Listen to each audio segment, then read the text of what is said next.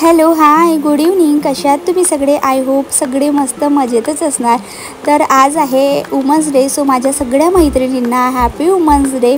आणि ना आज मी मस्त असं किचन रूममध्ये ग्रीन पॉट ठेवलेला होता आणि मला अजिबातच धीर नाही आहे, सो म्हटलं चला तुमच्यासोबतसुद्धा शेअर करावा आणि तुम्हाला असं वाटेल की त्या ग्रीन पॉटचं इतकं काय आनंद. पण मला ना छोट्या छोट्या गोष्टीमध्ये आनंद व्यक्त करायला आवडतो. आणि त्यानंतर ना डुगूनी मला बघा इथे किती छान असा गिफ्ट दिलेला होता तर वुमन्स डे निमित्त. आणि हा सगळ्यात मोठा गिफ्ट आहे माझ्यासाठी. खूप असा लाड करत होता.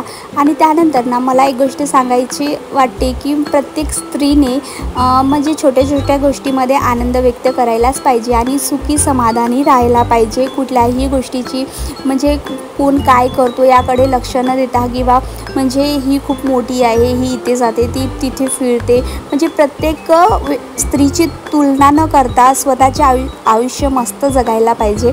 आणि त्यानंतर स्वतःच्या हेल्थकडे सुद्धा लक्ष द्यायलाच पाहिजे. जर आपली हेल्थ चांगली असेल तर मी प्रत्येक असं व्हिडिओमध्ये कधी कधी बोलत असते की जर आपली हेल्थ चांगली असेल तर आपण अख्खा जग जिंकू शकतो. अशा प्रकारे ना डुगू मस्त माझा लाड करत होता.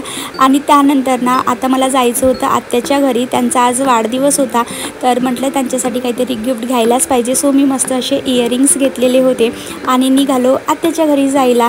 तर मंडळी हा व्हिडिओ शेवटपर्यंत नक्की बघा आणि आवडल्यास लाईक शेअर कमेंट करायला सुद्धा विसरू नका. चॅनलला नवीन असाल तर प्लीज नक्की सबस्क्राईब करा. त्यानंतर ना इथे डुगू आत्याकडे आला होता आणि मस्त त्यांना विश वगैरे करत होता. आणि आत्याना काही दिवसापूर्वीच पडल्या होत्या, सो त्यांना ना हाताला फ्रॅक्चर झालेला आहे. ह्यासुद्धा नर्सच आहेत. त्यानंतर ना मी इथे आत्याला विश वगैरे केलं. छान अशा थोड्या वेळ गप्पा गोष्टी वगैरे केल्यात. आणि इथे डुगूचं काय चाललं होतं तर मी तुम्हाला सांगते. यांच्या घरचा ना फॅन ऑफ होता तर तो गेला बिचारा फॅन सुरू करायला.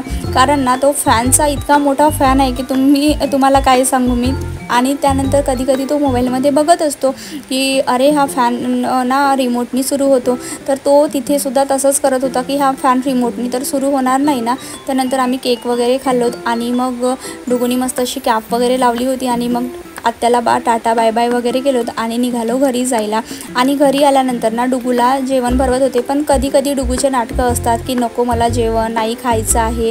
पण कसं आपल्या मुलांनी जेवण नाही केलं तोपर्यंत आपलंही काही पोट भरत नाही. सो मग इकडे तिकडे त्याची क्रिएटिव्ह म्हणजे काहीतरी असं सांगून मी ना त्याला जेवण भरवत होते. आणि त्यानंतर ना मी मस्त असं 2 वर्षानंतर माझा ॲप्रॉन घातलेला होता तर ती एक वेगळीच फिलिंग असते ॲप्रॉन घातल्यानंतरची. आणि मग मी डुगूलासुद्धा घालून दिलेलं होतं.